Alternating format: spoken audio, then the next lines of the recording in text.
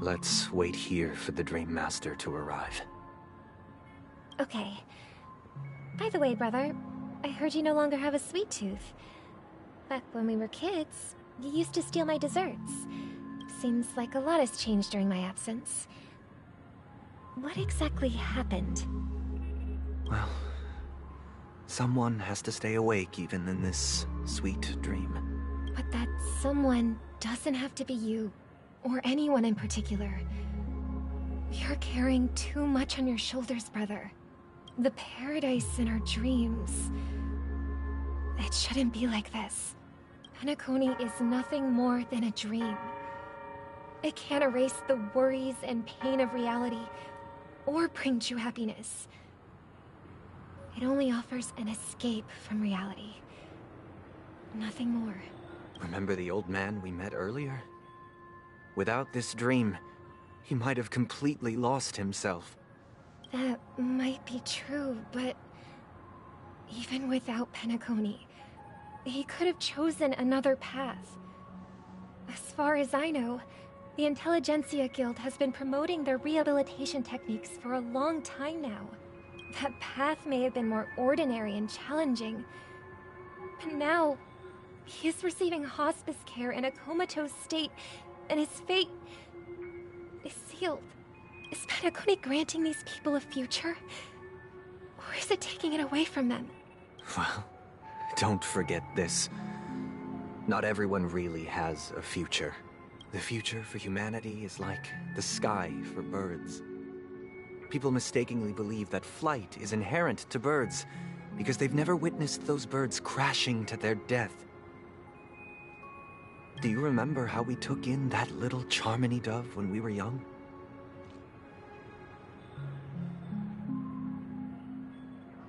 Yeah, we took care of it. Provided food and water, groomed its feathers.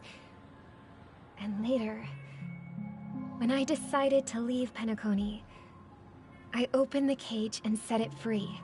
Well, I didn't mention what happened to it in my letters because I didn't want to upset you. Shortly after you left, it crashed to its death right in front of your window. I had surmised as much.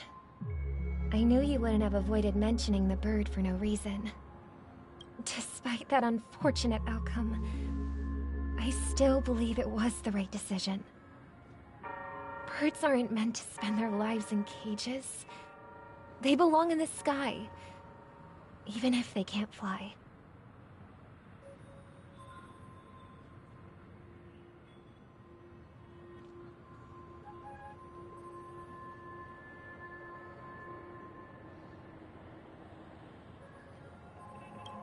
But here's the thing.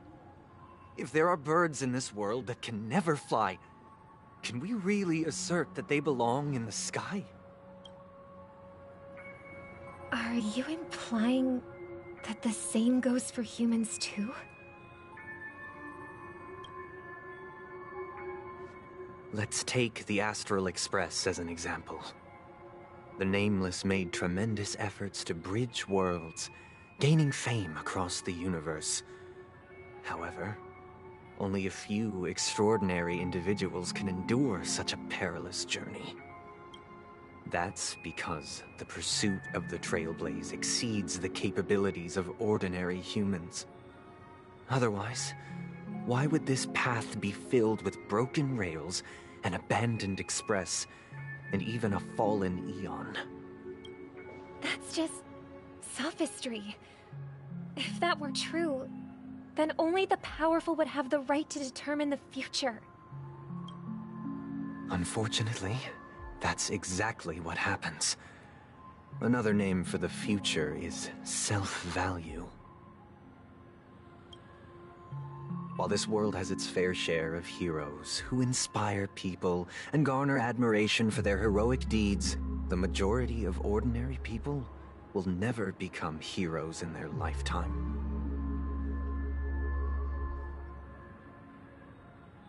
Some are born weak and vulnerable. Some find themselves trapped in unfortunate circumstances.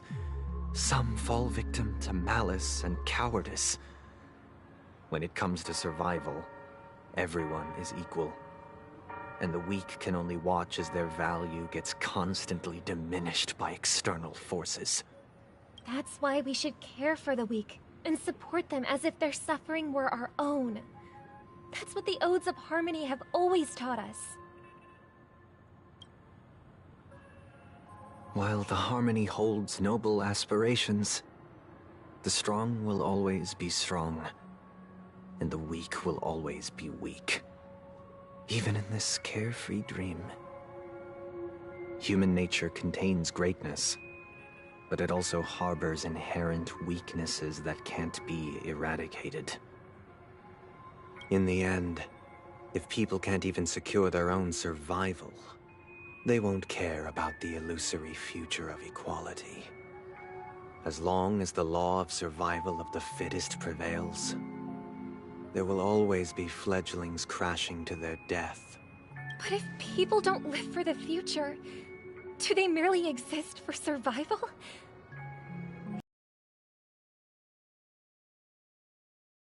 Believe that the Harmony will save the weak, then which Aeon can make our dreams come true? People often forget that when the first bird took flight, the entire world envisioned a future where no more fledglings would ever crash to their death. Are you reading, sister? What are you reading? Mr. Gopherwood gave me a picture book. It's about the story of the harmonic strings.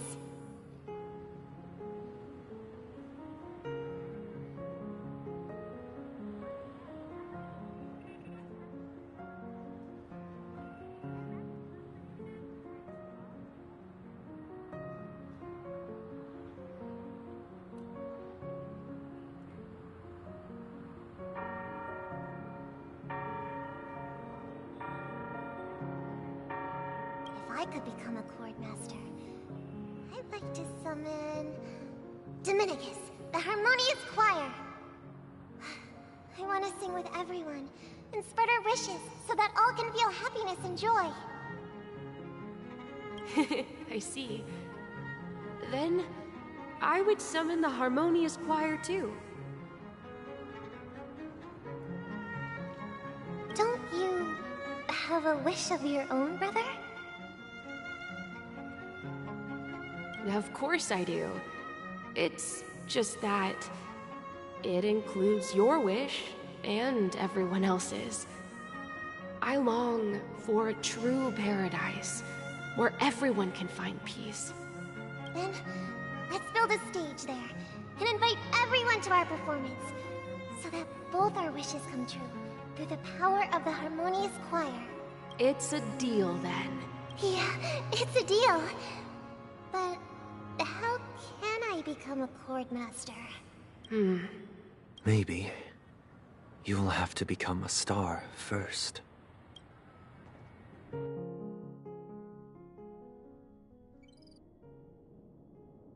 You're back sooner than I thought. Any results?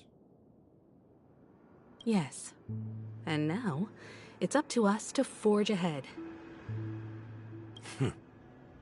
Since he's already carried out his last wish, my final mission is complete. But pardon me if I sound curt. It's good to have determination. The path Mikhail left for you is not an easy one to tread. Why else would he have chosen to sleep in solitude, staking everything on some nameless in the future? But you have the numbers, and in numbers comes strength. So that might just delay your inevitable a little more. Got any more encouraging words? As I see it, relying on Welt's negotiations alone is far from enough. Regardless of whether the other party will be compliant, negotiating simply allows us to meet them as equals and won't grant us an upper hand. Penacony is our rival's home turf, and we already have very few chips left to play with. Rather than idly sit around while the family's got us blocked off, an offensive approach might be a wiser course of action. We're more familiar with the Stellaron's properties than most. And since it's the key to stabilizing the sweet dream, it's vital to the family's interests. By attacking their core interests, they're bound to retaliate hastily. And as the saying goes, haste makes waste. That's right. As long as we pose a threat to the Stellaron, either with words or otherwise, we have a chance at gaining the upper hand. But the problem is, on the eve of the Charmony Festival opening, how exactly are we going to get close to the theater? Family security will be airtight, and if we brute force it, even if we succeed, it's too risky. So, no one's gonna say anything? Then I'll raise my hand. I know the answer to this question.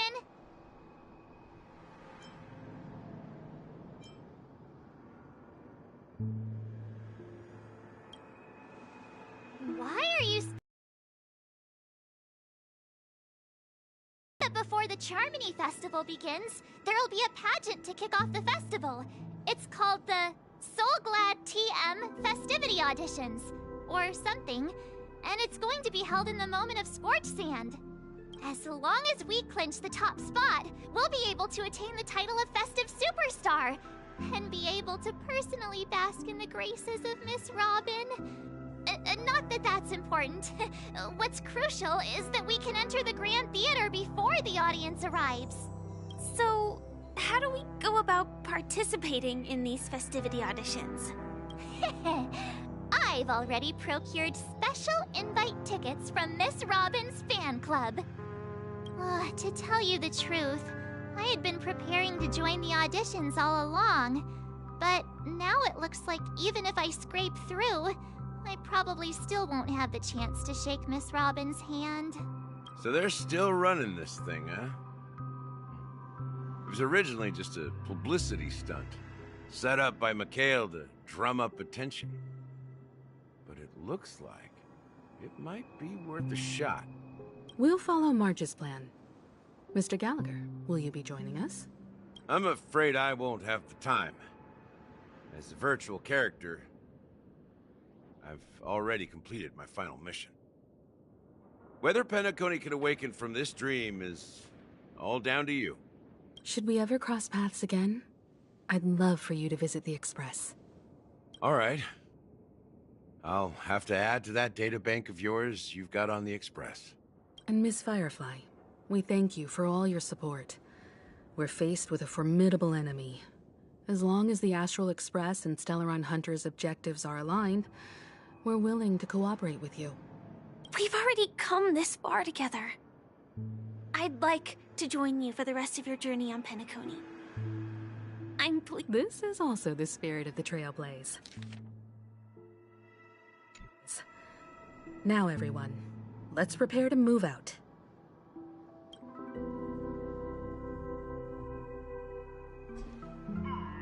Ladies and gentlemen, welcome to Scorch Sand Hall. This is where challengers thrive and dream chasers shine, all under the watchful eye of the entire universe. If you have ambition, dream, and the drive, dear friend, the next superstar of Penacony's Charmony Festival could be you. Oh, wow! They've really outdone themselves! Oh, I'm starting to get excited! Behold, here come 4 friends with spirits high and full of steel. Are you aspiring to be the superstars of the festival?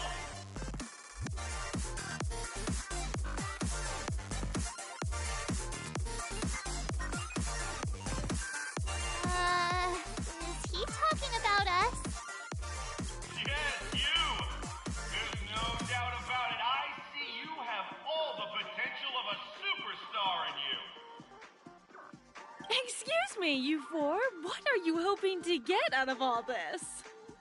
As the last group of contestants, how confident are you in overcoming all of the challenges? Would you be open to a brief exclusive interview with us? It'll be quick. Your journey is long and fraught with peril, yet under a sky blanketed by banners, you vie for the crown. The Sword and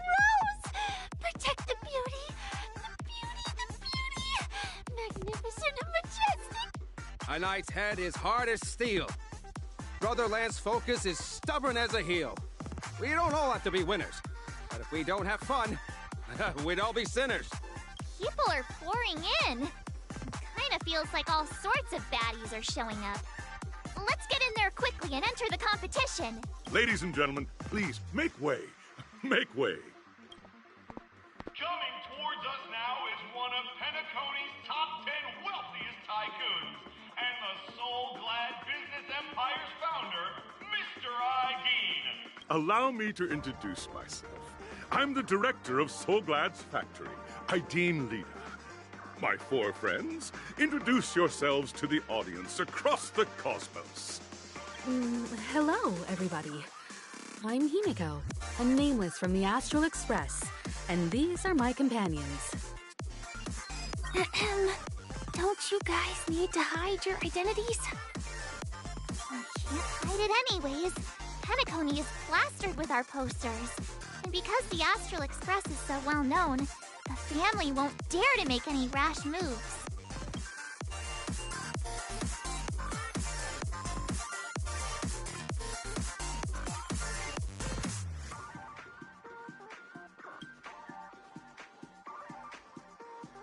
Hey, be a bit more serious. We're live on air.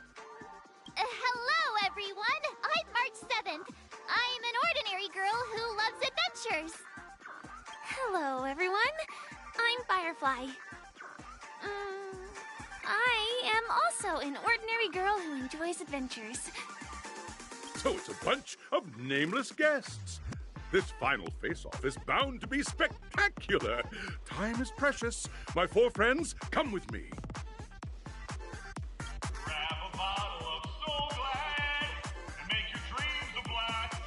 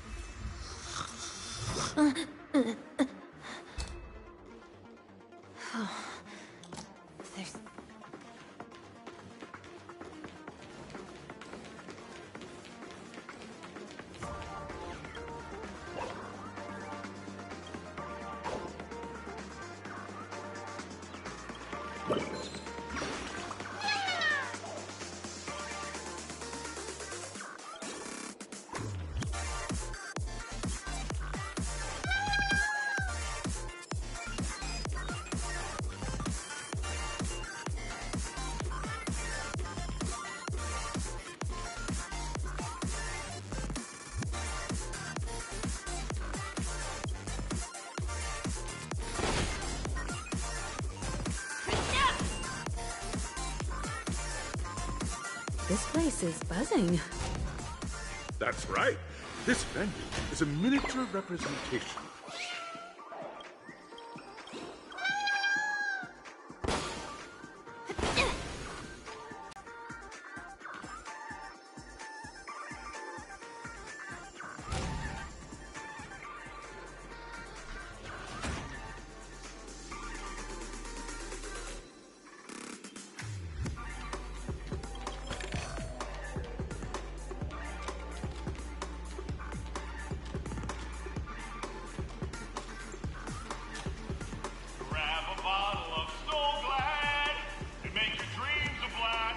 Nameless, your arrival reminds me of the grand occasion when Penacony was first established.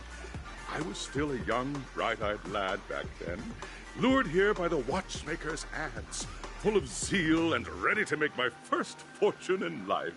Once, during a particularly grueling day, I passed out and was resuscitated by a drink from Mr. Sousa. That sweet taste has since been etched in my mind, and that was what drove me to create the Soul-Glad that we all know and love today. The dream-chasing era was truly a wondrous time. Oh, I miss those days, and the watchmaker. Scorched Sand Hall is my homage to that time of boundless possibilities. I wholeheartedly hope you make it to the finish and emerge as the next superstars of Penacony. Now then, is there anything you'd like to say before the competition officially begins?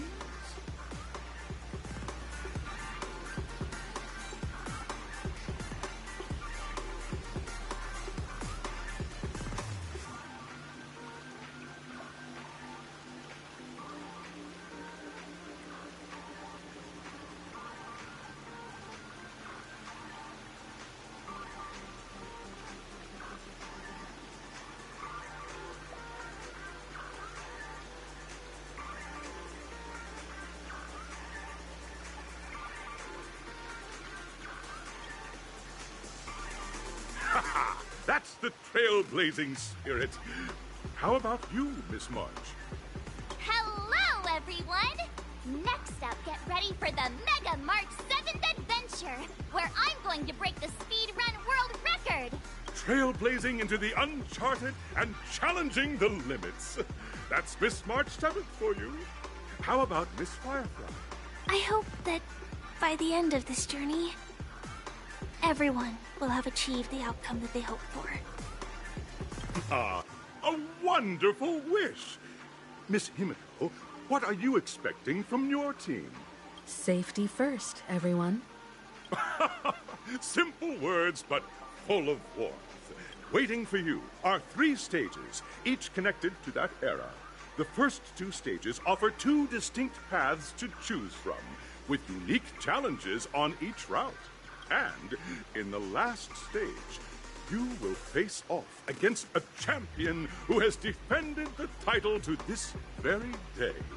A beloved contender whose noble virtues are unrivaled. Those are the rules. Simple. Everyone clear? Now, I hereby announce that the 33rd Scorched Sand Festival of the 20th season, sponsored by Soul Glad Enterprises, has started. Everyone, as the Charmony Festival is drawing closer, we must reach the end as quickly as possible. Factoring in efficiency and safety, splitting up into 2 groups is the best choice. March and I haven't known Miss Firefly for too long and aren't overly familiar with her. It'd probably be better if the 2 of you paired up. Fine by me. Let's do it. All right. I don't have a problem with that.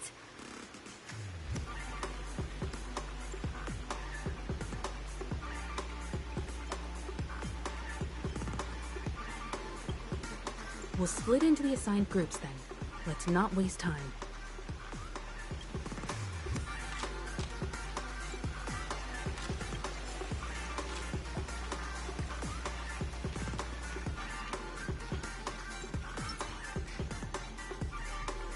Welcome to the first stage of Soul Glad Enterprises' 33rd Scorched Sand Festival of the 20th season, Dream Play Fantasia. In this stage, you can choose between 2 challenges, the School of Acting or School of Action. In the School of Acting challenge, you have to complete 3 performances from 3 scripts and move the panel judges. In the School of Action challenge, you have to defeat 3 groups of enemies convincingly and reach the end. Now, make your choice.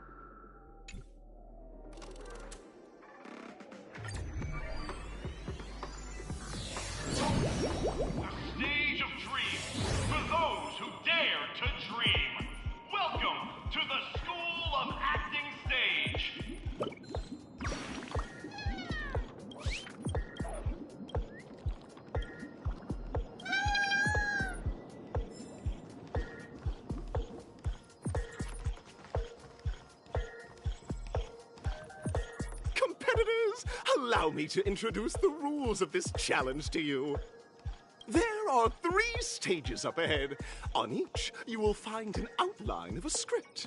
These 3 scripts were written by the legendary filmmaker, The Watchmaker, and depict various stories from Penacony's era of pioneering. Your task is to bring those moments to life, find the right words, and act convincingly to make the judges feel the script's intended emotions. Oh, I wish you a successful performance. Also, a bit of trivia. The record score for this stage is held by a participant with fiery red hair. His exceptional performance brought even the strictest judge to tears. It's like he wasn't even acting at all. We are running out of time, so let's get this over with quickly.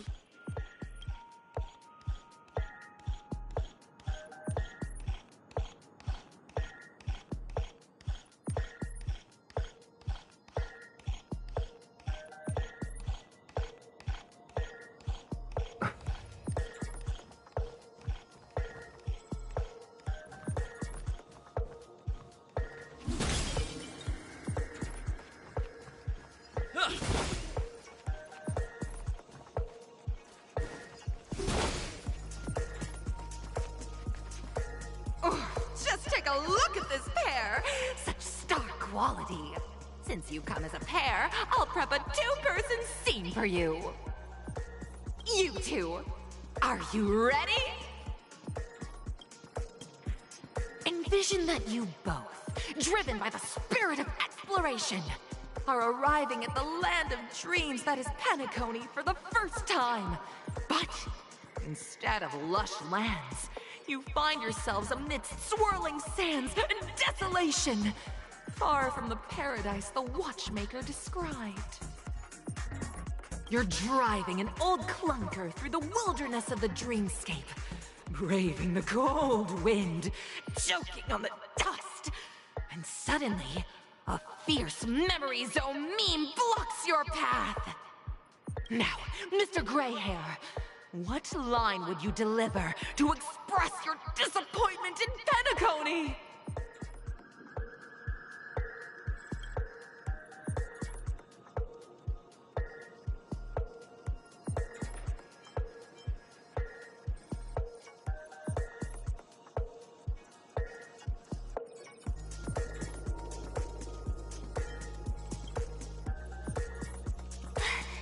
Do you usually express disappointment this way?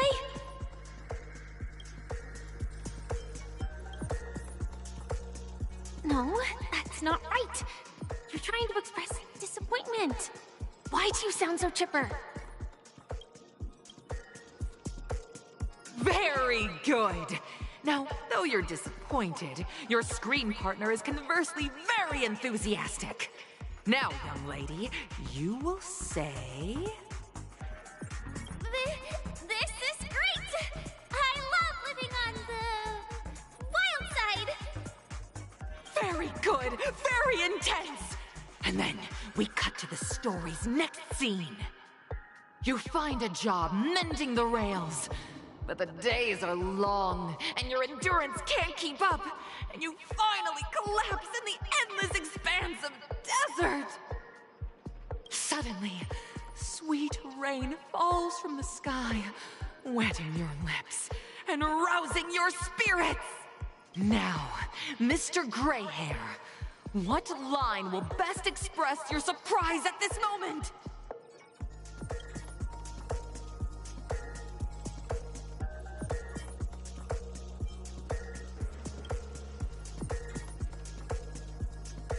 We're already at the next scene. You need to convey surprise now, not disappointment.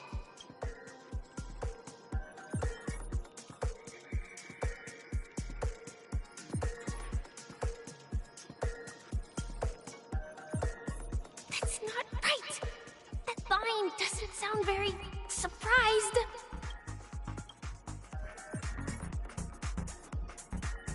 But at this moment, your partner yet gazes into the sky, both her eyes closed. The raindrops fall, blurring her vision, and she tragically says...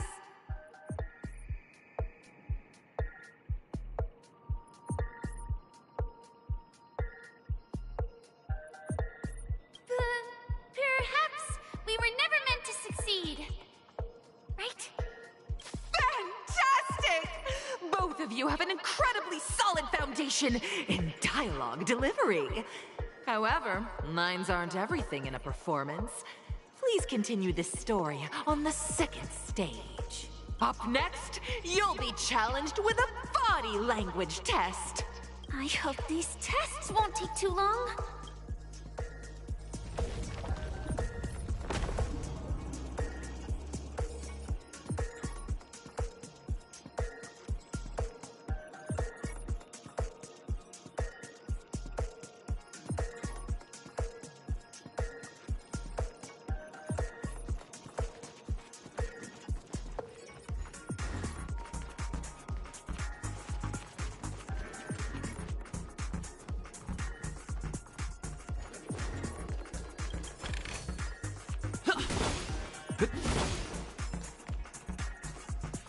Here, you two are required to skillfully utilize body language to portray the story context I've laid out for you.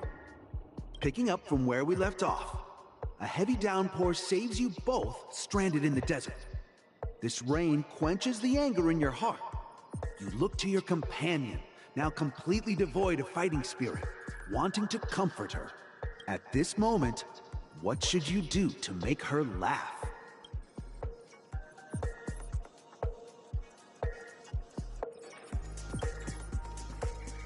You seriously think that would make someone laugh?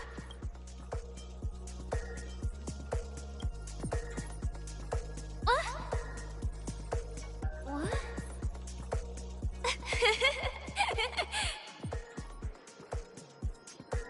Right answer! Your companion sees you rolling about in the sand and thinks about the arduous obstacles along this journey. She can't help but let loose a laugh, rekindling hope in her heart. And so this girl... I'm gonna get back on my feet and keep moving forward. A tug at the heartstrings! The story continues to develop. The heavy rain leads you both to sense a business opportunity. So you start venturing into the umbrella industry. But just as the business begins to pick up, competitors start flooding the market with low-priced goods, squeezing your market share. You have no choice. The goods you stockpiled at high prices have to be sold at a loss. This is a pretty self-destructive move, which drives your business to the brink of bankruptcy. At this moment, what would you, who refuses to admit defeat, decide to do?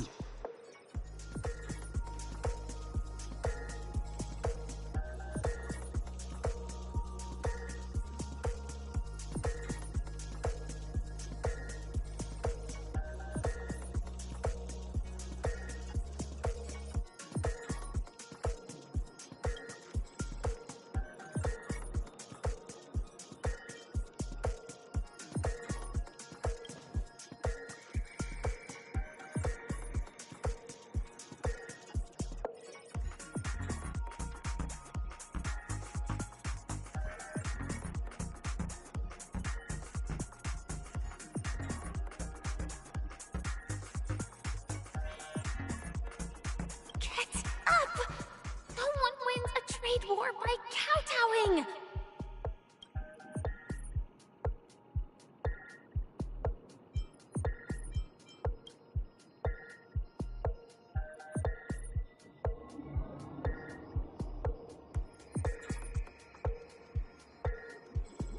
Fantastic!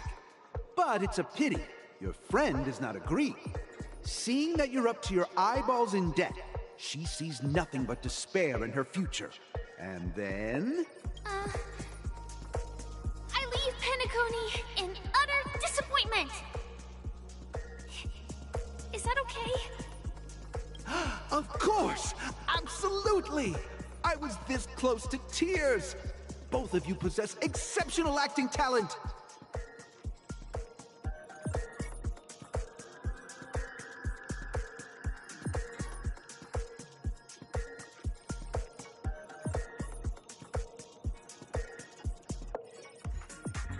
However, the true test is yet to come. You're about to encounter the harshest judge this show has ever seen. You'll need to rely on perfect performances if you want to win them over.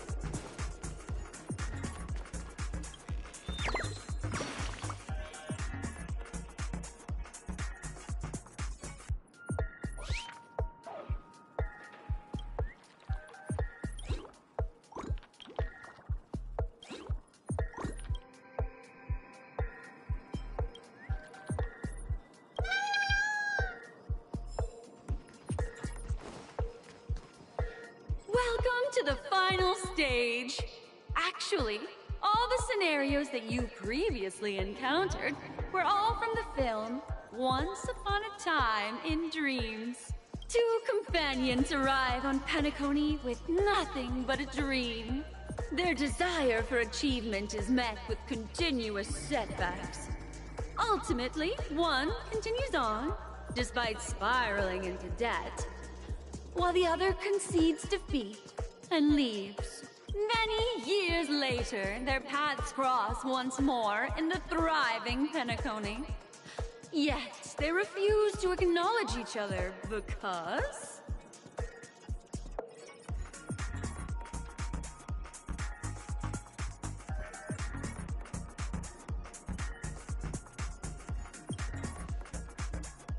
Against the backdrop of a revitalized Penacony, the joy of reunion mixes with the sorrow of past separation, the awkwardness of being strangers, and the shyness of a long-awaited encounter, all converging at this very moment. Give it a shot. Try and convey this bittersweet scene to me. Bring it to life with precise and emotive acting. Is this ever going to end? I know! Why don't you try that clockwork thing you used before?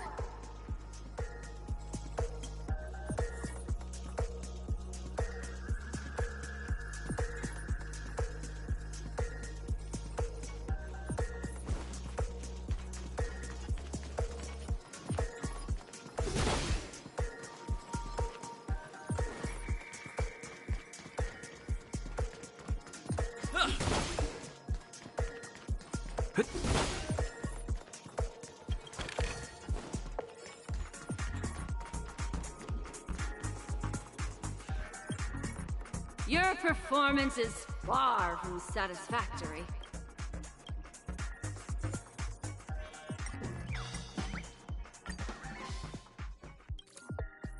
God! I never imagined that such a sad scene could be portrayed by you two in such a joyful and heartwarming way. Two people sharing a long, cherished friendship, as if time and status meant nothing to them. Huh?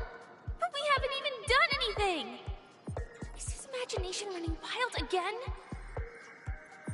Brilliant! Your portrayal outdoes the original. It's simply beautiful! We have passed the test. mistake.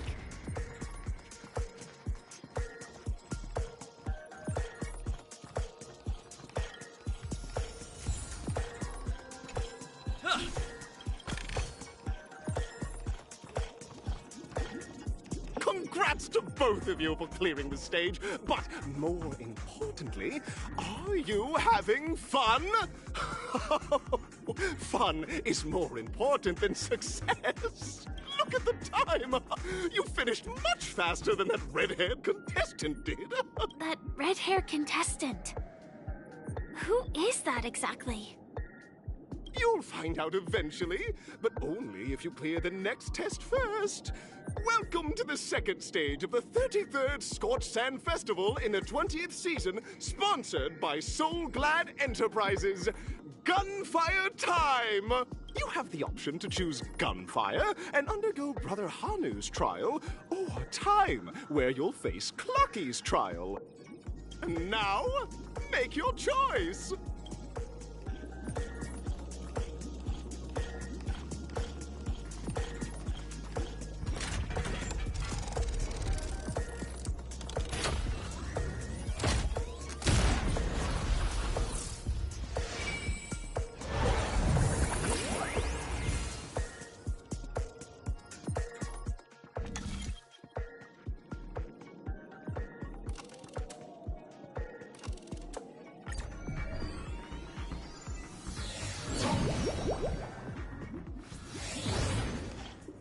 Dear friends, welcome to the wonderful world created by the Watchmaker. Awaiting you up ahead is the titular character from the beloved Clocky animation, Clocky! It's said that the Watchmaker dreamed up the idea of Clocky when he was just a boy. Back then, he was merely an apprentice in a clock shop. And one night, he dreamt that all the broken clocks started sprouting arms and legs. Like a skilled pilot, he steered them towards the right path. As a classic figure who grew up with many, Clocky truly shaped a generation, solidifying the Watchmaker's pivotal role in popular culture. Contestants, may you have a wonderful time with Clocky. The trial of time. I hope it won't waste too much of our time.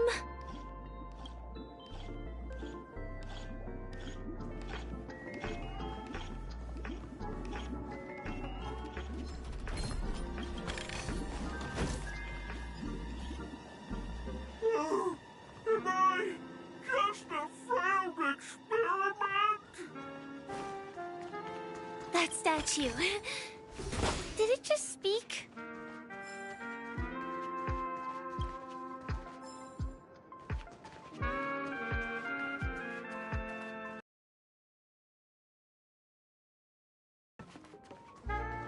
Am I?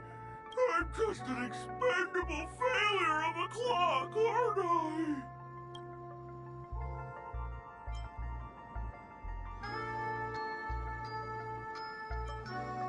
Hey?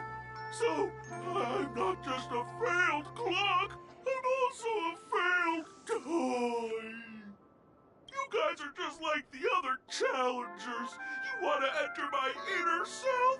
Then please be my guest. But you won't find anything worthwhile. I'm just a failed piece. See? I'm just empty inside. Tick-tock! It's time for me to make an appearance! Clocky? I can also see him. Is this character part of the show? In Dreamville, Clocky is everywhere and can do anything! Like, right now, I could solve this problem with your big ticker pal, Tick-tock! I can't believe it's actually Clocky! Why would you come and visit a failure of a clock like me for no reason? You see, we're all clocks. We're family. I want to help you be happy! Tell your pal Clocky what's troubling you. I came across a startling revelation yesterday. Apparently, Dreamscape Ticker isn't the same as Clocky at all. It's just a discarded prototype from Clocky's early development.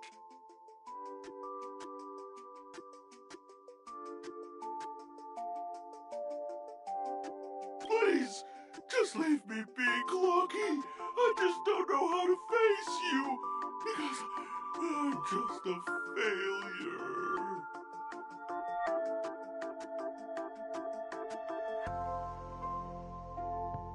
Oh dear. Seeing it like this is utterly heart-wrenching. But fear not. We're here to help it rediscover the missing parts of its inner self and guide it out of despair.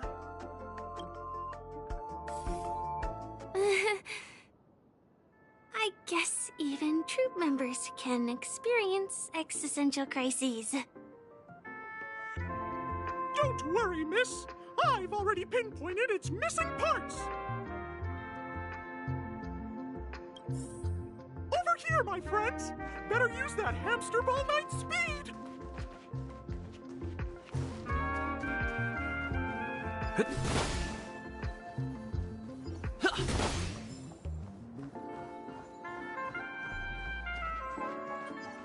This must be one of the missing parts that Big Ticker needs.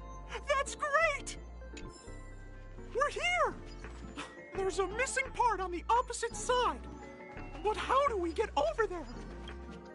There's also a dream side left here by a Dreamweaver. We're running out of time. We'll have to use it if necessary.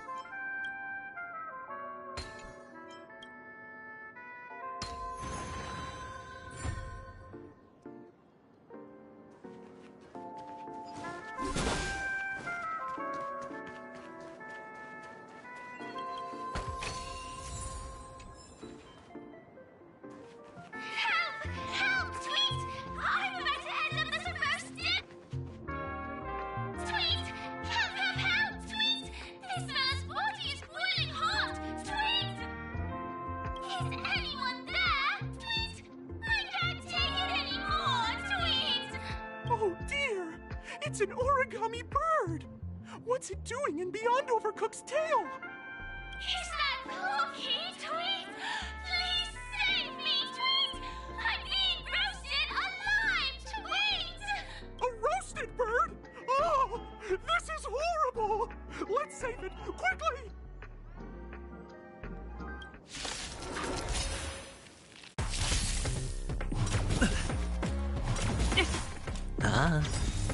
Bust.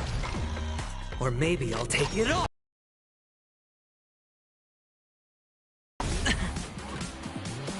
You fool! All in. Cleaning up now! Answer me.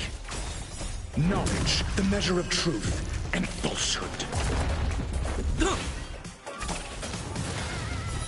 Failed. I've got it! 0 points. I'm sorry.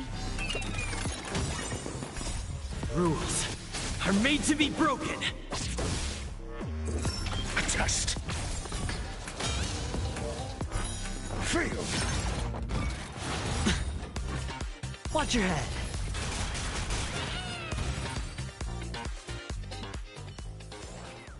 Reach the end of the story in your own way. Thank you, guys! Tweet! I feel I'm about 70% cooked, Tweet! Thank goodness you're okay! But why did you burrow yourself into that fella's tail? Because that fella stole one of Mr. Big Ticker's pots, Tweet! I wanted to help retrieve it, but I accidentally got myself stuck in the oven, Tweet! Go ahead and get it, but be careful! It's hot, Tweet! An inner self fragment belonging to the Sweet Dreams Troupe? This is just too surreal.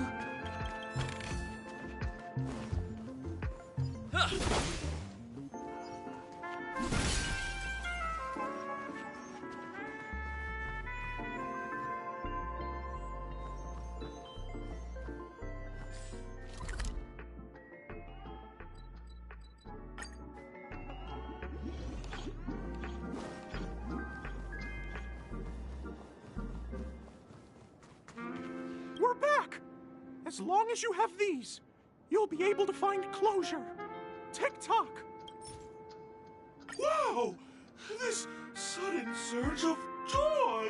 It's working! Tick-tock! Next, we just need to enter its emoscape, help connect its pathways, and we're done!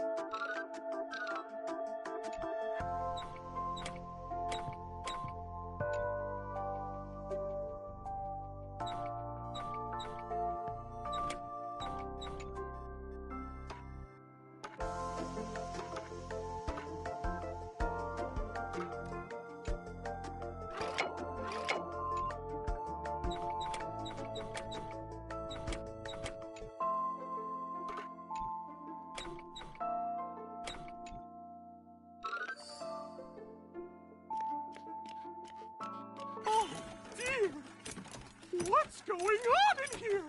Your inner self is a mess!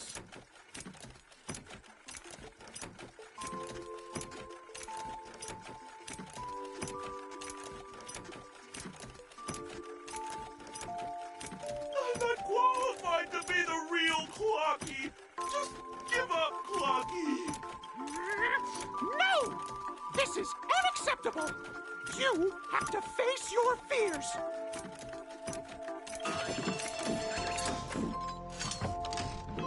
Ta-da! Success!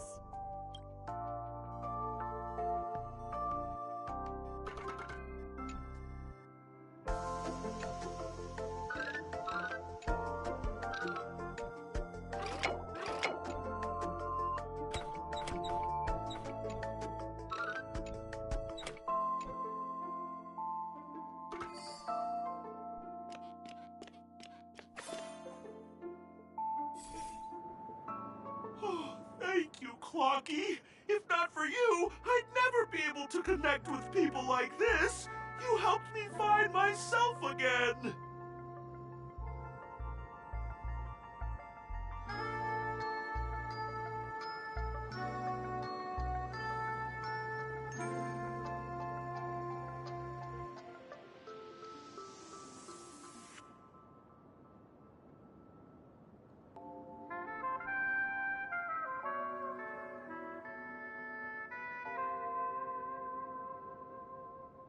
No problem at all. As the guardian of Dreamville, it's what I'm here for. Tick-tock! Oh, my friends, you still have other important things to do, right? Go forth, my friends. When the moment comes, all the Dream Tickers and I will cheer for you. It's all done! Victory's in sight. Let's head to the final stage.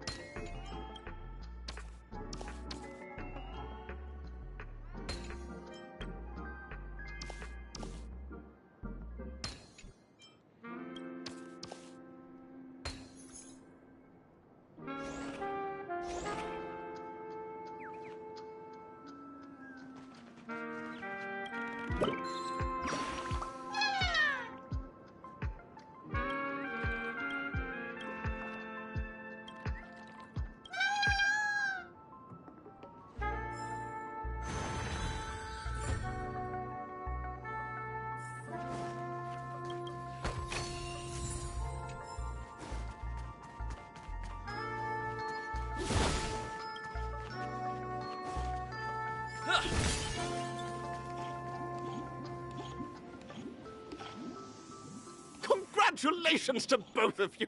Oh, you've overcome all obstacles and proven yourselves!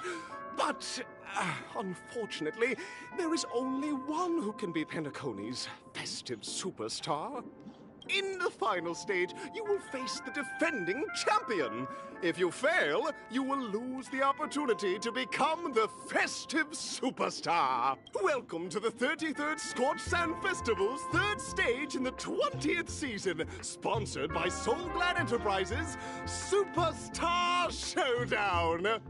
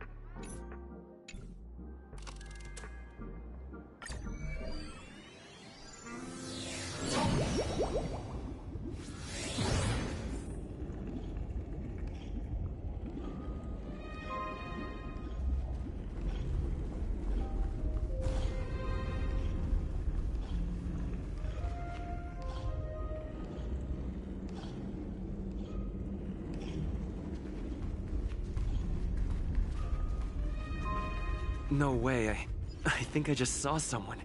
Someone extraordinary.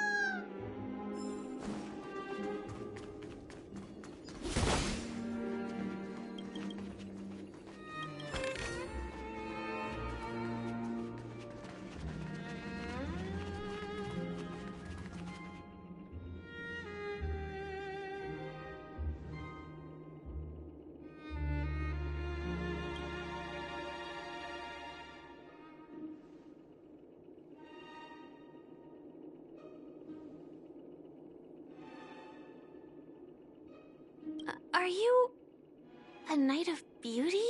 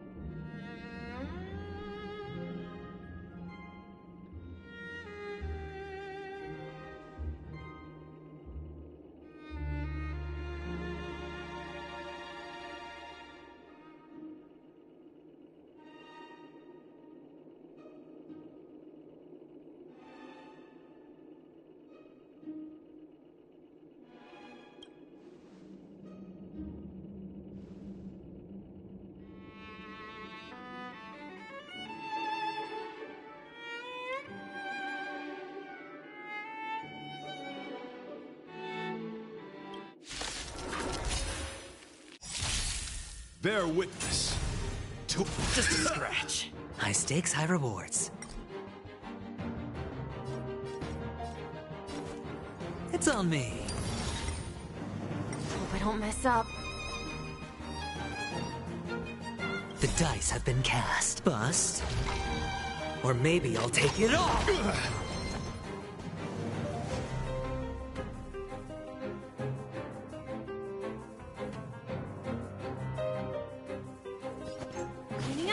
flesh wound. Answer me. 0 points. Let's go. SAS knowledge, the measure of truth and falsehood. Fail. Let the duel commence. Put forth all your might. No dirty Mediocre. trick. Watch your head. 0 points. All in. The flesh wound. Spend freely.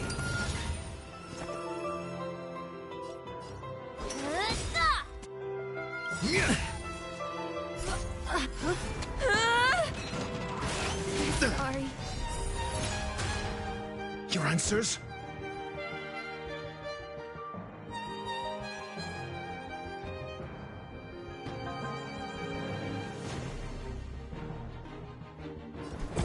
A test. Failed. Let's make it quick.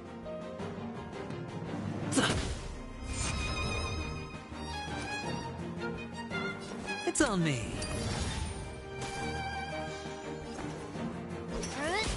Pledge thy loyalty. What? Your head. The flesh wound. The dice have been cast. Bust. Or maybe I'll take it all. Rules are made to be broken. Bear witness to honor. Answer me. Rise to the challenge.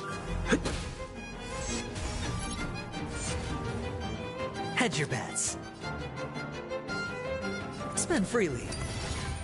You are fighting a gentleman. Confess. You fool. All in. No dirty tricks. Watch your head.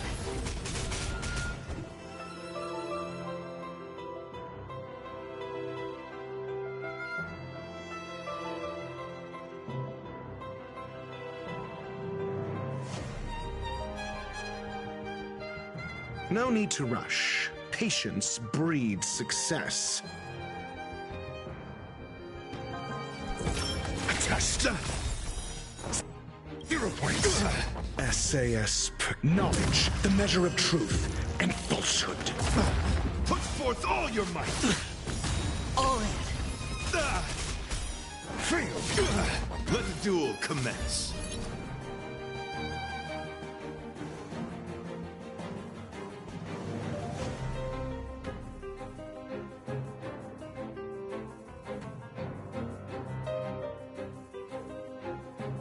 Opportunity doesn't knock on its own, you know.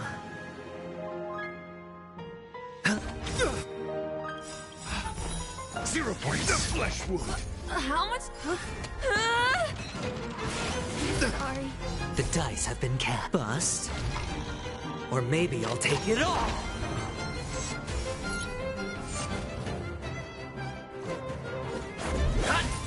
Let's start today's duties. Watch your head.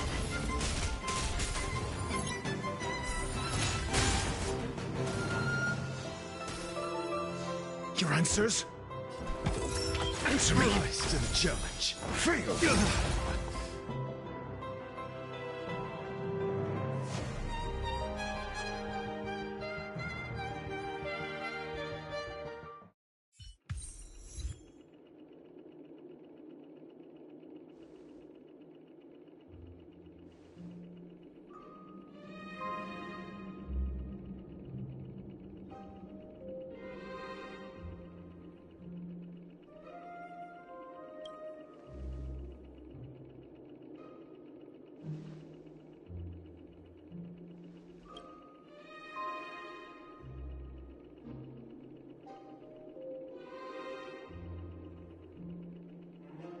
We don't have much time.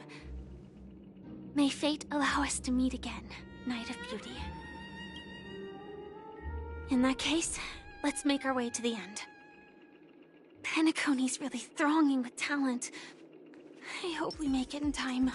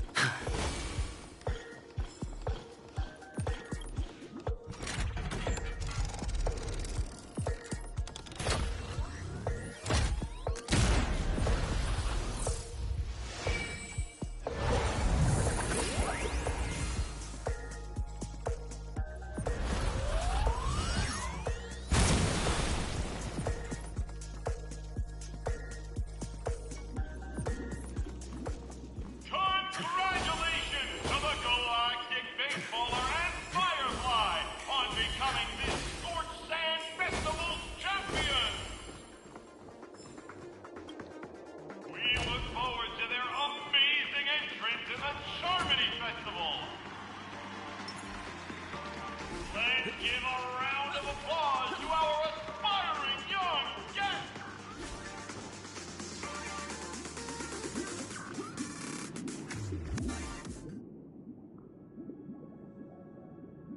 Congratulations to the both of you on becoming the festive superstars of this year's Charmony Festival. Before entering the Grand Theater, I, on behalf of the organizers, extend my sincere congratulations to you, wishing you joy under their radiance.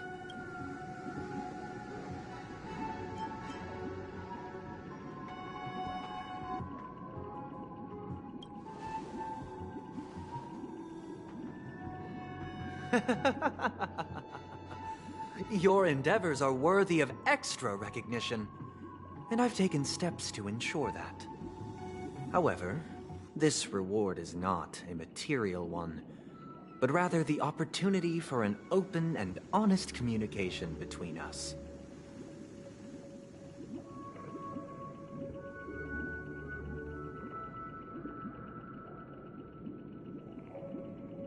As previously promised, my sister, Mr. Yang, and I have met with the Dream Master. We delved into the truth about Penacony and its Stellaron, and have come to a consensus.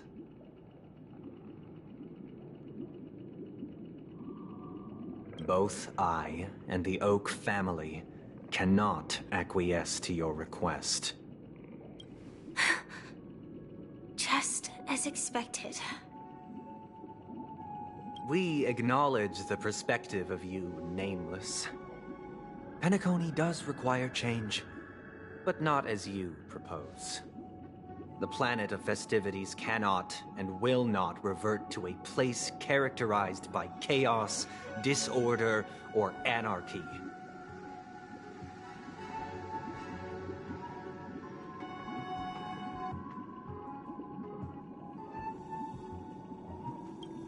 Through your journey of overcoming obstacles, you must have glimpsed the essence of that era. The vulnerable ruthlessly eliminated, equality non-existent, common folk living precarious lives, eking out a dreary existence.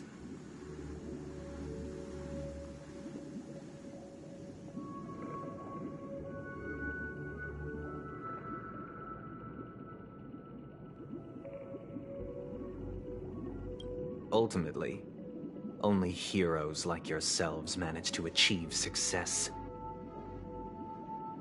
But I would dare ask, if you did not possess the special status of having a Stellaron, and you were but an anonymous and frail member among the masses, which Penacony would you prefer? A dystopia for the survival of the fittest, or a sweet dream paradise for all?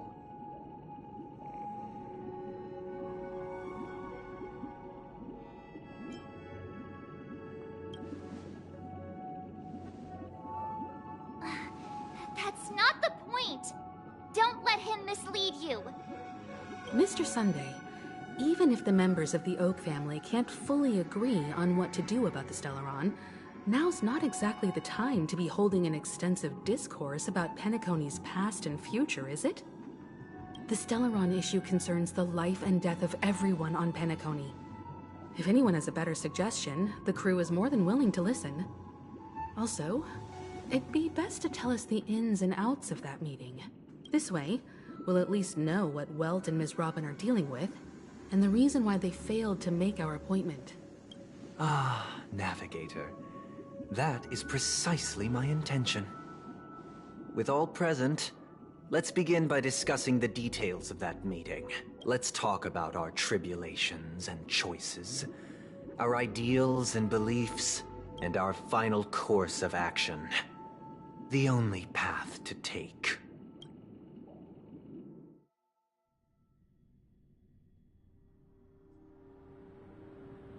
You mean to say that for the longest time, there have been scoundrels who would use the Charmony Festival that I have bequeathed to the masses as a tool to realize their ambition?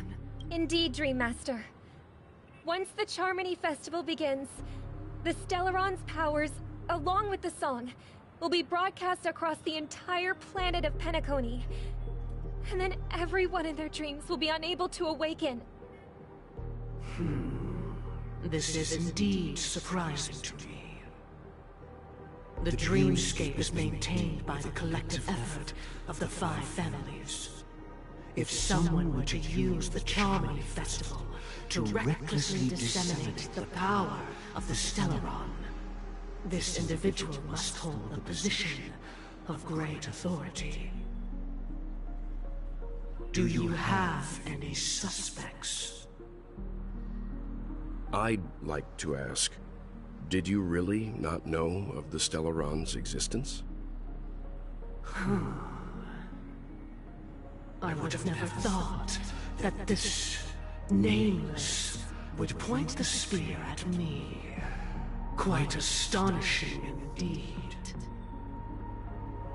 If I have offended, the Astral Express extends its sincere apologies. But the current circumstances are dire and leave no room for meticulous inquiry. We're doing this out of concern for the Dreamscape's safety. So, if you could, please alleviate our concerns. Dreammaster, it's just to prove that the Charmony Festival has nothing to do with the Stellaron. If we're being overly cautious, I will return to the stage to offer tribute in song, just per the arrangement.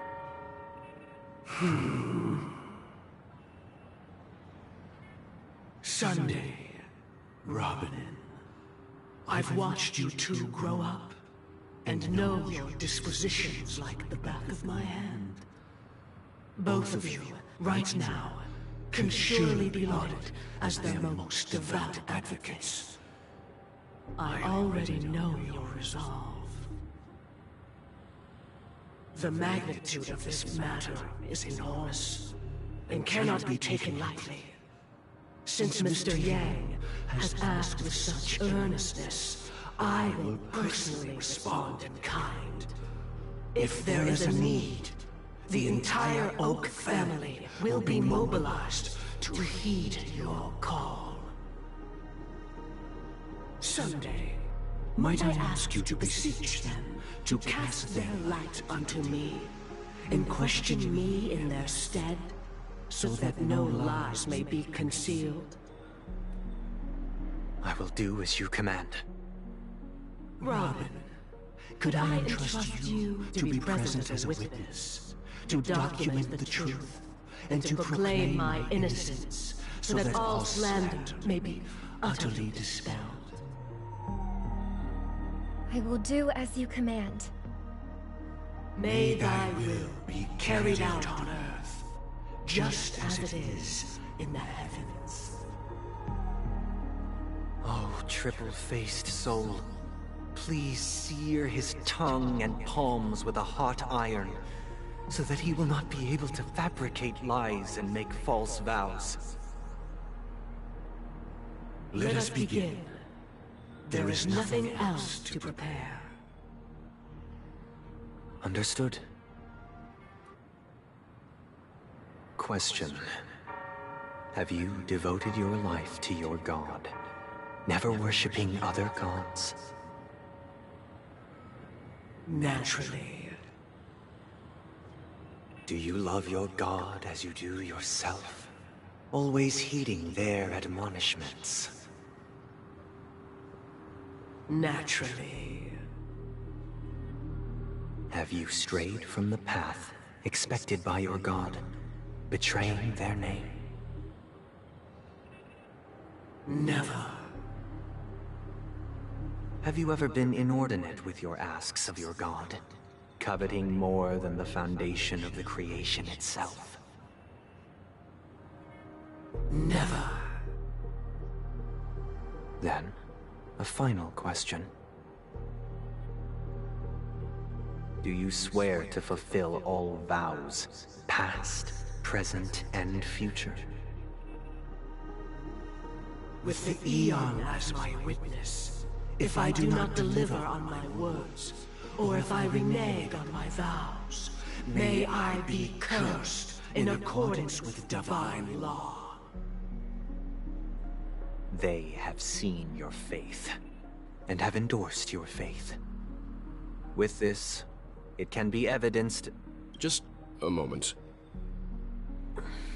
What is it, Mr. Yang?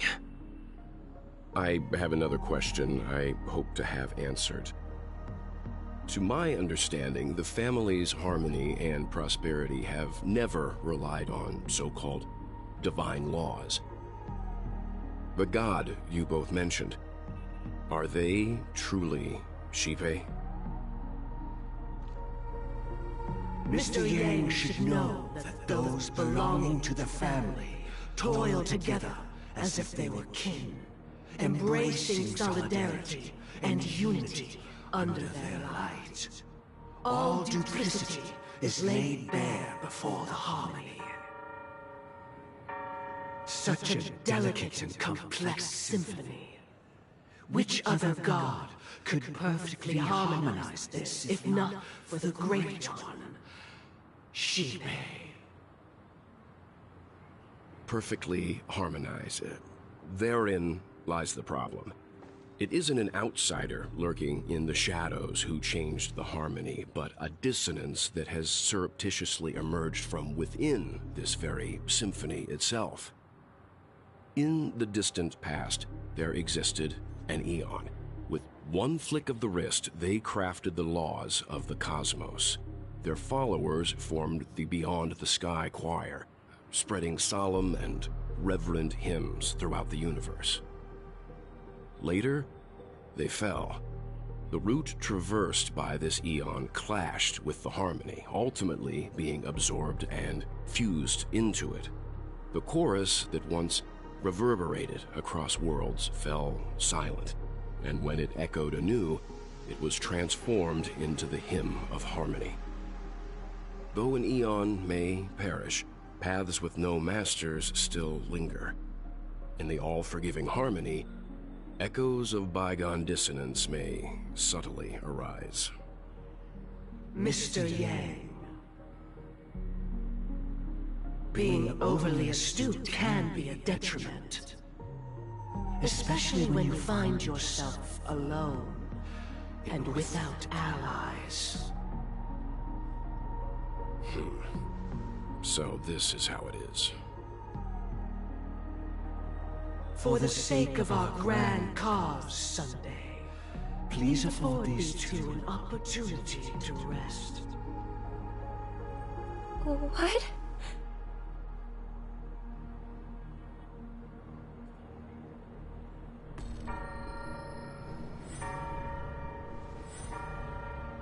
Sorry, Robin. It's just you. I did not wish for you to know this. It's a pity that things have turned out this way. So, this is the true reason I can't sing? The shadow that envelops Penacony is actually... We were never children of the harmony. Our ideal paradise could not have been crafted by Xipe. True bliss can only be guaranteed by the one who transcends the many. Within the foundation of law, humanity establishes civilization, and through harmony, we obtain order.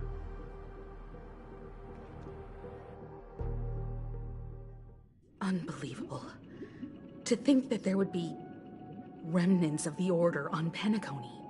What have you done with Mr. Yang and Miss Robin? Don't worry.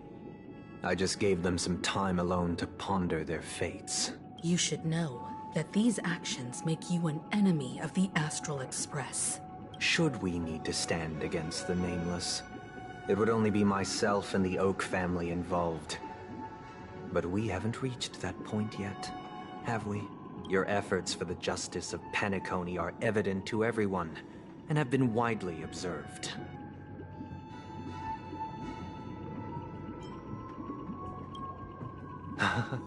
Patience is a virtue. However, I won't hold it against you. On the contrary, I'm here to make my intentions clear. If it is the Order that drove you to imprison Welt and Robin, and you're using them to coerce our compliance, then there'll be no point in entertaining any type of discussion. You're mistaken, Miss Himiko. They are in very safe hands, and just as the family has always proclaimed, no one can be harmed in the dreamscape, least of all in the beautiful new world belonging to the Order. Penacony and the entire universe have witnessed far too much innocent bloodshed. The strong wield their blades against the weak, and the victors push the vanquished to the brink of life. Natural selection. The world abides by this principle, establishing the well-being of humanity atop the corpses of the downtrodden. Only we, or rather, I, possess the power to put an end to this farce. So you've decided to resurrect a dead Aeon? No one's ever done such a thing. If Miss Himiko is interested, let's draw back the veil and speak candidly. I've always firmly believed that people can understand one another through peaceful means. I'm willing to divulge the unembellished truth as to the intentions of the Order's Pathstriders, so that you will make better judgment for the Astral Express, for Penacony, and for this stretch of the universe. Words can hardly do justice to the beauty of that ideal. So, come with me, everyone. Let us retrace our steps and see once again where this road leads. Huh? Where'd he go? Welcome. This isn't any location in Penacony's dreamscape. It's my inner world. The reason the scenery before you remains unchanged is because your consciousness has drawn on similar concepts to fill in the gaps.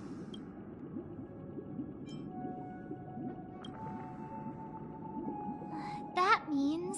Did you do the same to Welt? It's a tuning process.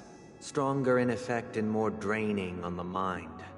The gray-haired guest has experienced it before, so he should understand what it entails. Tuning allows you to intuitively grasp my feelings, which also means that I cannot hide anything from you. Now, everyone, please look at the huge screen. The road we once took begins here. From this point on, you will witness the numerous decisions I've faced. I've selected a portion of these to share with you. I believe after going through similar predicaments, you'll be able to better understand my thoughts. Let's begin. The first decision. A story about a baby bird. This story happened when Robin and I were very young. We were victims of the Stellaron disaster, and the family's Mr. Gopher Wood, who would later become the Dream Master of Penacony, saw that we siblings had no one to turn to and took us in. Later on, Robin and I lived a time with nary a care in the world. One day, after dinner, while my younger sister and I were lounging about in Mr. Gopher Wood's yard, we spotted a fledgling Charmony dove all on its own. That baby bird was tiny. It didn't even have all of its feathers, and it couldn't sing. When we found it, it was already on its last breath, having fallen into a shrub, probably abandoned by its parents. We decided to build a nest for it right there and then. However, thinking back, that winter was unusually cold, with fierce winds at night in the yard, not to mention the many poisonous bugs and wild beasts in the vicinity. It was clear that if we left the fledgling in the yard, it stood no chance of surviving until spring. So, I suggested we take it inside, place it on the shelf by the window, and asked the adults to fashion a cage for it. We decided that when it regained its strength enough to spread its wings, we would release it back into the wild. The tragic part, something that we'd never considered. was that this bird's fate had already been determined long before this moment. Its destiny was determined by our momentary whim. Now, I pass the power of choice to you all. Faced with this situation, what choice would you make? Stick to the original plan, and build a nest with soft net where the Charmony dove fell. Or build a cage for it, and feed it, giving it the utmost care from within the warmth of a home. I eagerly await your answer.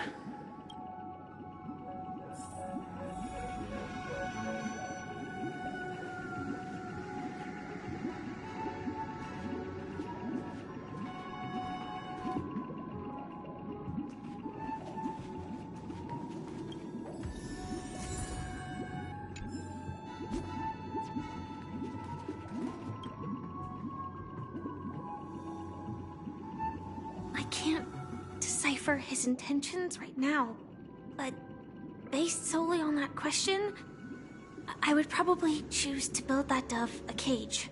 Even if I was gonna release it back into the sky, it'd have to be strong enough to fly first.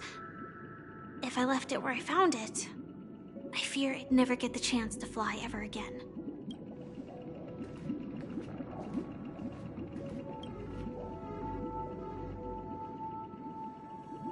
It looks like he really has no intention of imprisoning us.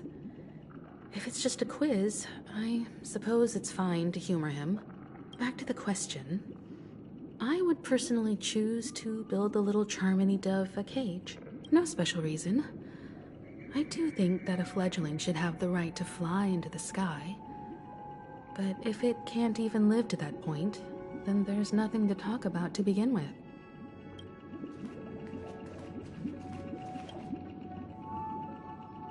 That guy just casually throws this kind of question at us? What exactly is his deal? But fine, I'll answer, I guess. If it were me, I guess I'd choose to build a cage for the little Charmony dove. After all, leaving it there, it's bound to get hurt by wild animals or something. And that'd just be too sad.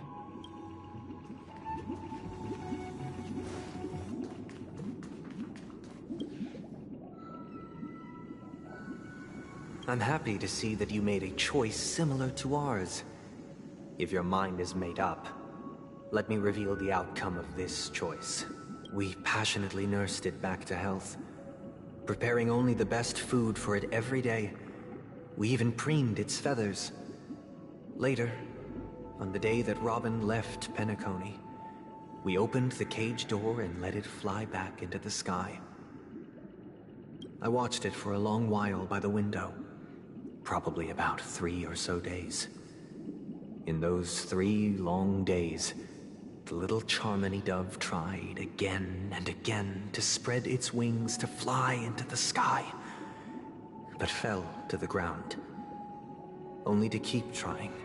Finally, on the 137th attempt, it succeeded. But its attempt did not go perfectly. After flying unsteadily for a while, it fell to the ground. Unable to grasp the direction of the air currents, the fall shattered its wings. It writhed helplessly in my embrace.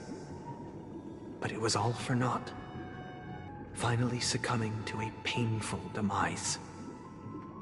And in that instant, our tender care, our given love and hopes, they all became the inevitable push that sent it to its death. I deeply regret the choices we made. Next, let us head to the second decision. This time, it's the story of a dream chaser.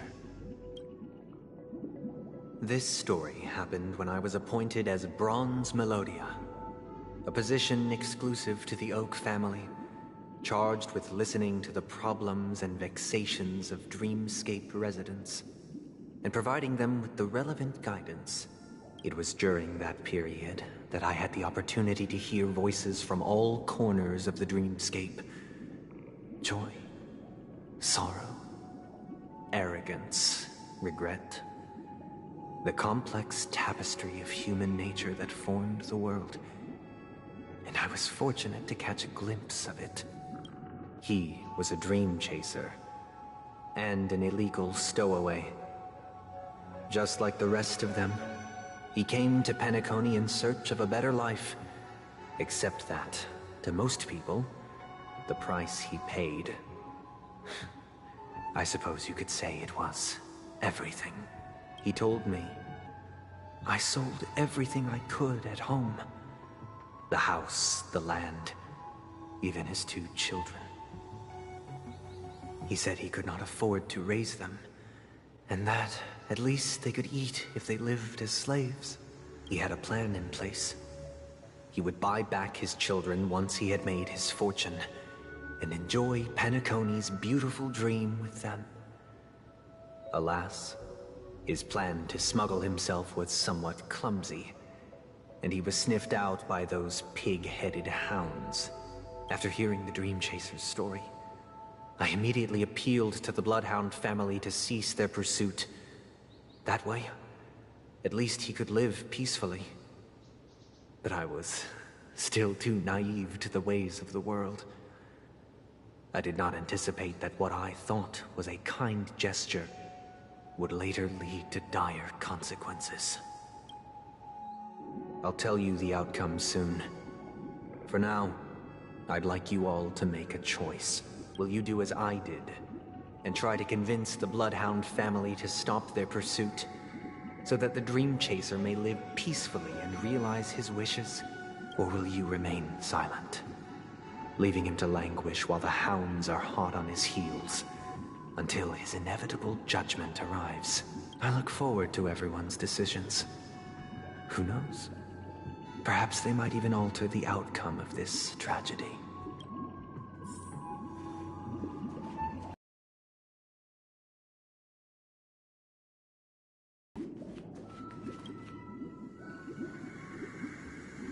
It seems you, like me, are pondering whether a different choice could have led to a better outcome. Sadly, his fate would only be more tragic. Say he never gets caught. He would only die from delirium. The methods with which illegal stowaways enter dreams are unorthodox, not flawless like the hotels. Living in the dreamscape would be a mere pipe dream, should he be apprehended. Could the hounds afford to turn a blind eye? The answer is a definitive no. They couldn't bear the resulting consequences, and thus wouldn't dare extend a helping hand. As to your choice, I once again offer my heartfelt apologies. Next comes the third and final decision, and the story this time is my own. This story happened the day I was appointed the Oak family head. At that time, Mr. Gopherwood was the current Dream Master, and as per his wish, we had a private conversation. What surprised me was that the Dream Master had only come to deliver a letter to me. He let me read its contents, and it was a letter from my sister. The letter contained the usual pleasantries, anecdotes from her travels, nothing out of the ordinary. Just as I started wondering how this letter related to our discussion, the Dream Master began to speak. Do you know who wrote this letter? My sister, of course. But why would you personally visit me to hand me a letter from my sister containing mere trivialities? To help you grasp the full scope of this issue. Do you know where Robin is at this moment? From what the letter indicates, she must be in Caspelina 8, correct? She's touring there right now. Correct. Has she mentioned anything about a stray bullet? A stray bullet? What? A war has broken out on that planet.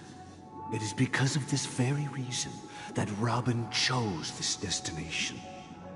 To spread the word of the Harmony, and to save the lives of that planet she personally made for the front lines. She hoped to ease the people's suffering with song, and was willing to brave mortal danger to deliver the IPC's medical supplies. Unfortunately, stray bullets show no such compassion.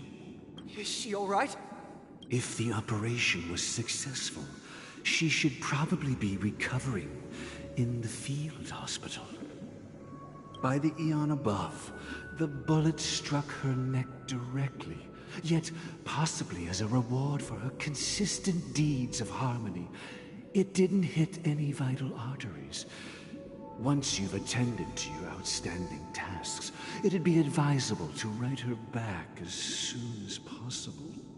Those damned savages! I'll pack my bags right away. My gratitude for bringing this to my attention, Mr. Gopherwood.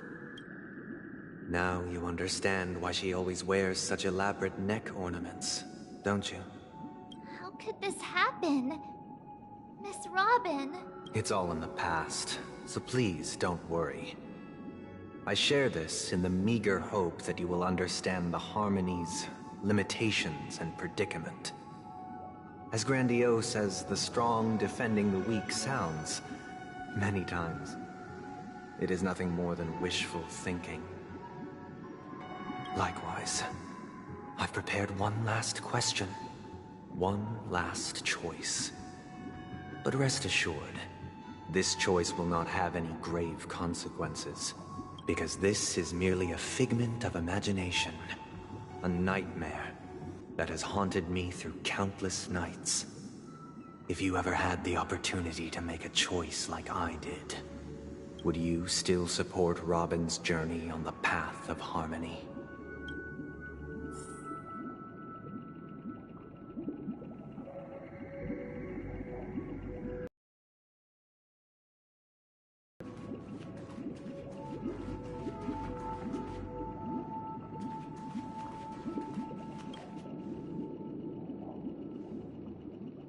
Can't believe that happened to Miss Robin.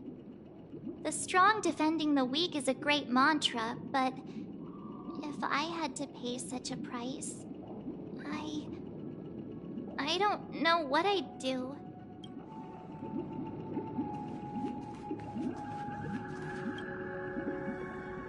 Miss Robin's courage is admirable. And here I was thinking she was just another superstar celebrity. But the fact that she's also Mr. Sunday's younger sister? No, I doubt he'd wish harm on his own flesh and blood, no matter how grand the ambition.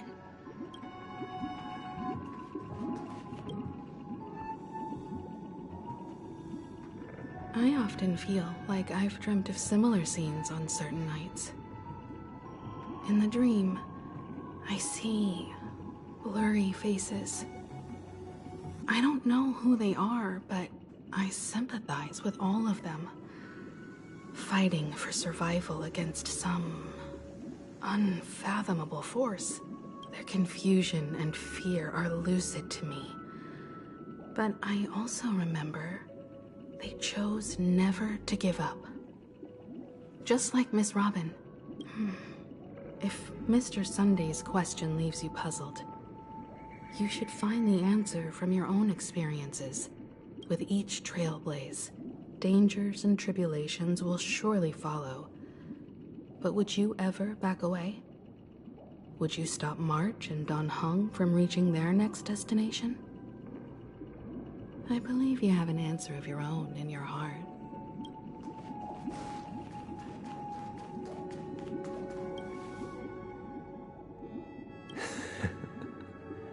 I see. I am now aware of everyone's stances. Raising these questions merely serves to illustrate one point. The plight of Penacony cannot be salvaged by the Harmony.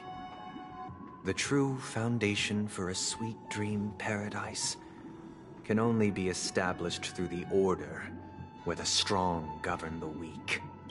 I know the suffering of being tormented, the turmoil of losing your way, how sorrow and even despair set in when matters don't work out. All of this causes me unending pain, because this is not what happiness is at all.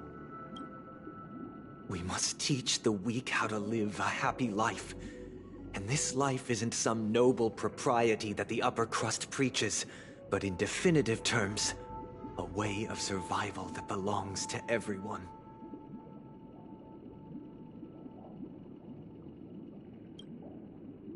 So what is your definition of living a happy life? Good question. Human consciousness is fundamentally an illusion, a cage known as self-worth. People lured in by this illusion make mistakes, yet still ask that external influences bear the burden. When one mistake after the next permeates the masses, they become impossible to trace. Thus, the amassing of these individual cages culminate to form a prison. A place dictated only by the rule of survival of the fittest. Nature is always accompanied by predation and sacrifice. Its antithesis is known as order. That is what I want to do. Unite people's happiness under the banner of order. They won't need to make bitter choices any longer, nor face the weaknesses of humanity. They can cast aside their primal instincts to build a haven for mankind.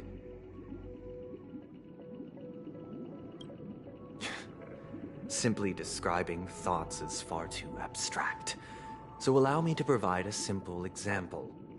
As you all may know, there are societal norms like weekends and long weekends that exist on some worlds. During these hard-earned rest days, people are given the chance to extricate themselves from the stresses of everyday life, allowing a certain tranquility to return to their souls. And it is only on these days that people do not have to adhere to the law where the strong prey on the weak. They can live out their lives happily during these brief intermissions. It's just a pity that 2 or 3 days are still too fleeting compared to the span of a lifetime. From where I stand, society's ideal system should be 7 rest days. Following Sunday, there should ensue a second, a third, and indeed an infinite procession of Sundays. This should be the face of the new world. Idyllic, eternal, peaceful days.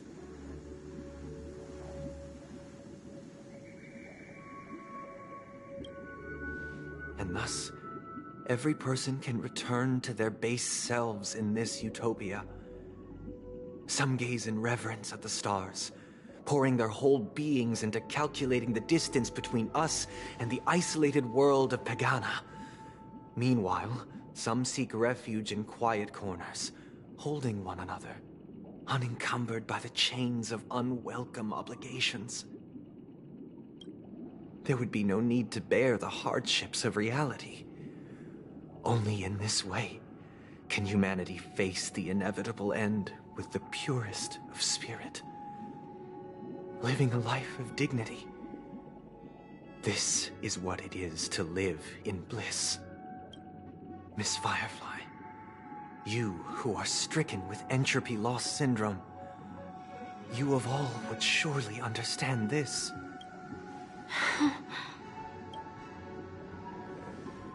It sounds like a flawless theory.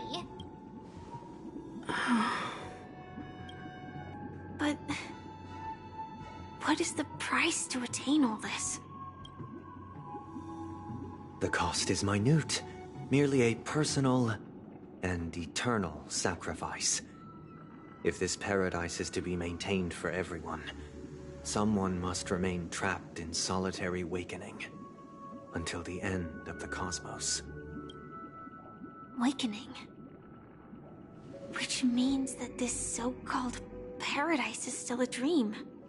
Stepping into this paradise means forsaking reality, correct? It is not forsaking, but transcending. Flesh, blood, sorrow, weakness. If the physical is the root of spiritual suffering, it is only logical that we defeat it. But in this supposed bliss, people won't have defeated their demons. The chance to overcome their tribulations would be forever lost to them. In other words, it is an escape. That's another way of understanding it. But there is no shame in escape. On the contrary, the seeds of escape exist in everyone's hearts. Don't you agree, Miss Firefly? And as to why we sleep, it is because we are afraid to awaken from our dreams. But this is not in conflict with the grand plan. Only in acknowledging this can we truly understand the frailty of human nature, and from there, show compassion and protection.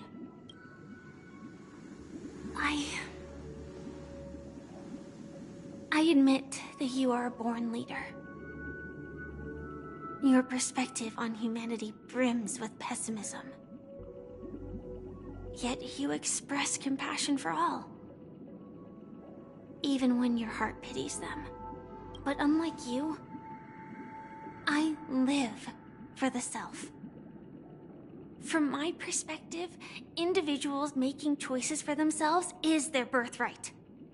The want to escape may be innate in the weak. But whether they are weak or not, it is not up to another to decide. Perhaps in your mind, you also view me as weak? Because I don't think so. Since Miss Firefly has said her piece, the Astral Express will also naturally give you our answer. We'll leave it to you. Just as Mr. McHale instructed before. Tell him our choice.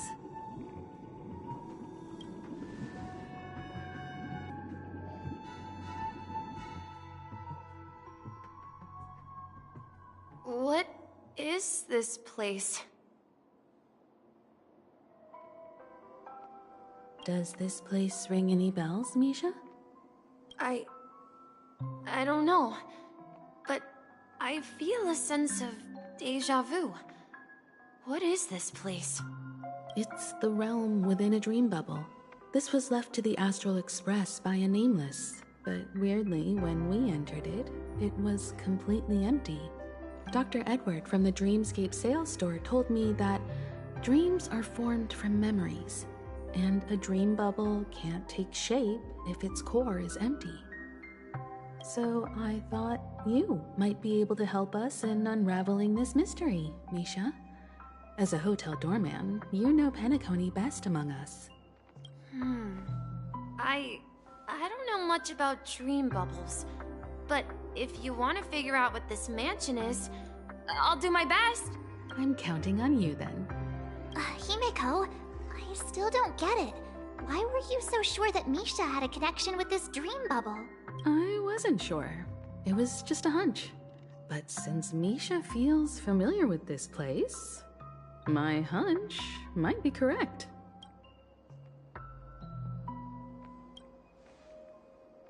Exactly.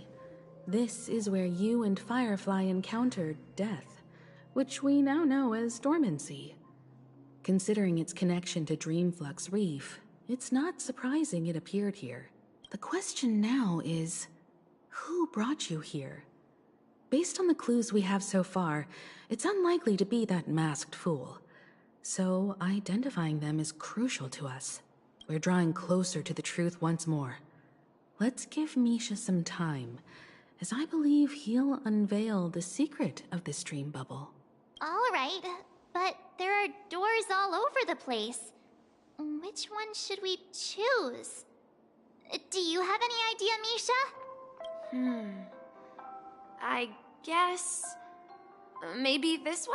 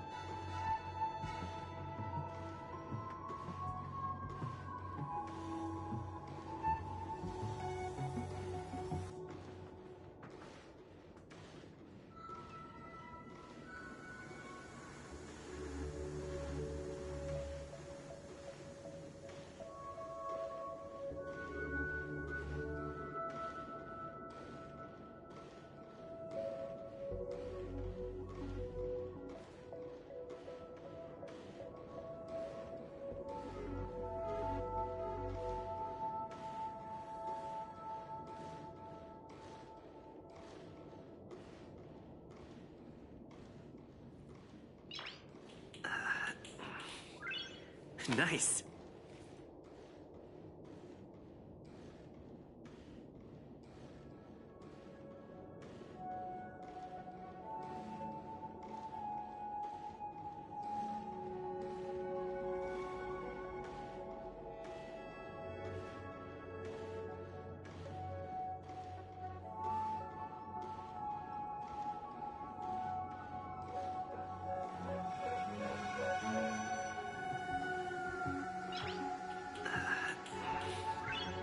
Nice.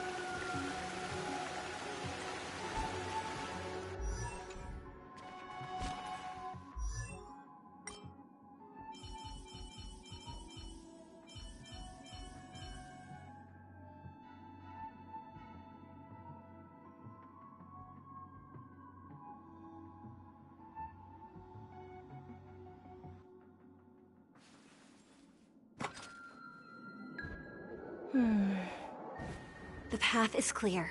Let's get going.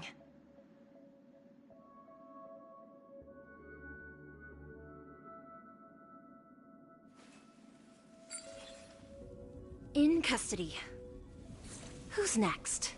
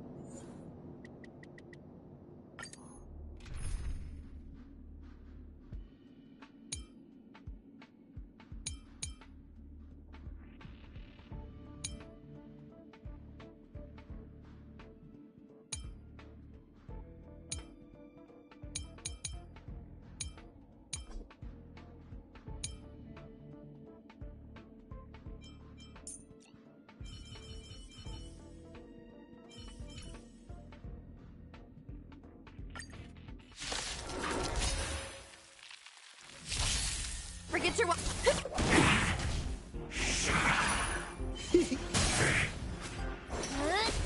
Get them!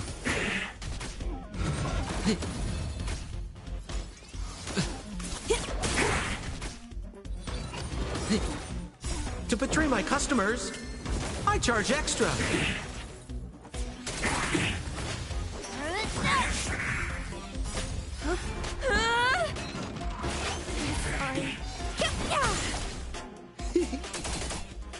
Cleaning up now! Protect me! Protect me! Happy New Year!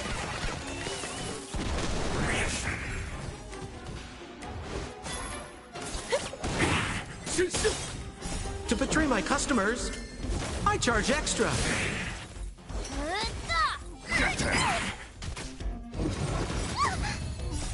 Fiends or devils, I'll crush them all!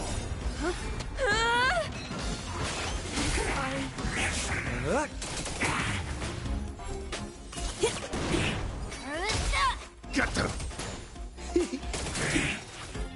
To betray my customers, I charge extra. What I dreamed! Happy New Year!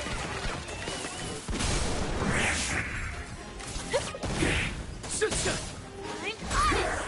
Give me strength!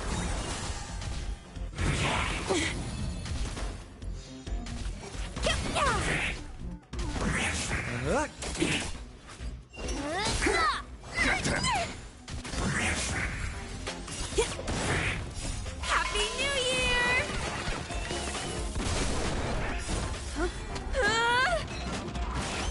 Sorry.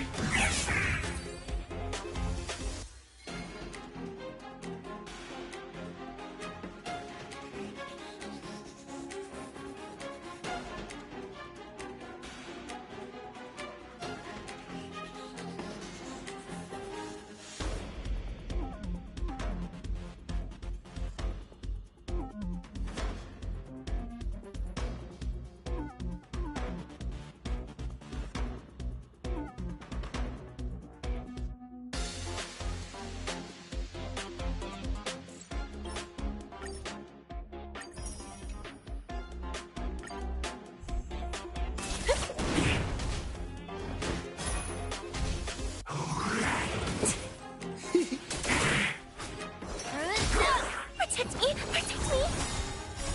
Fiends or devils, I'll crush them all! To betray my customers, I charge extra.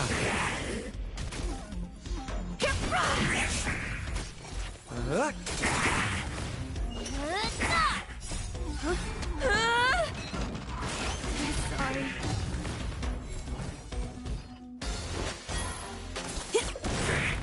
Happy New Year! Get them!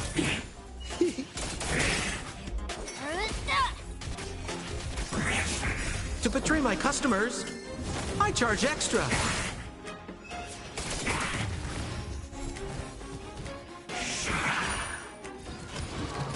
Please be polite. Give me strength.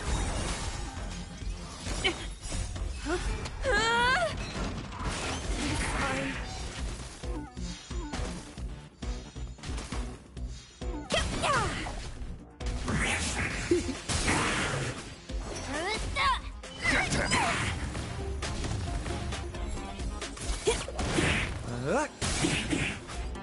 To betray my customers, I charge extra.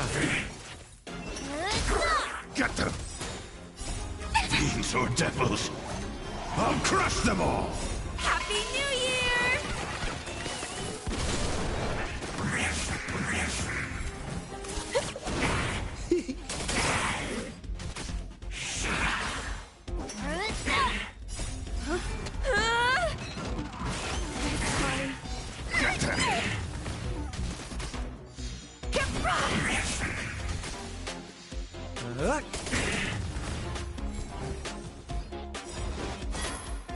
To betray my customers, I charge extra.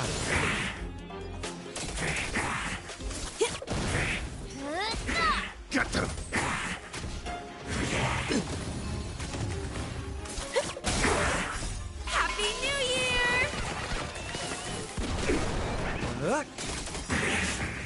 To betray my customers, I charge extra.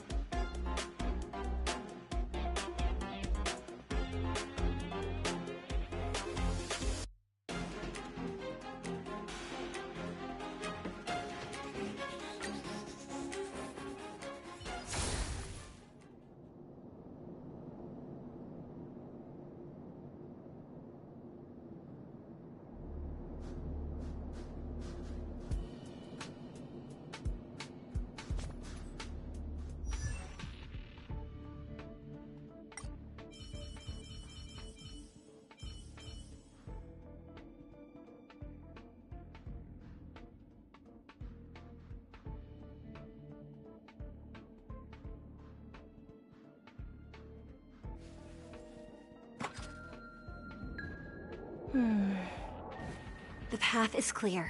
Let's get going.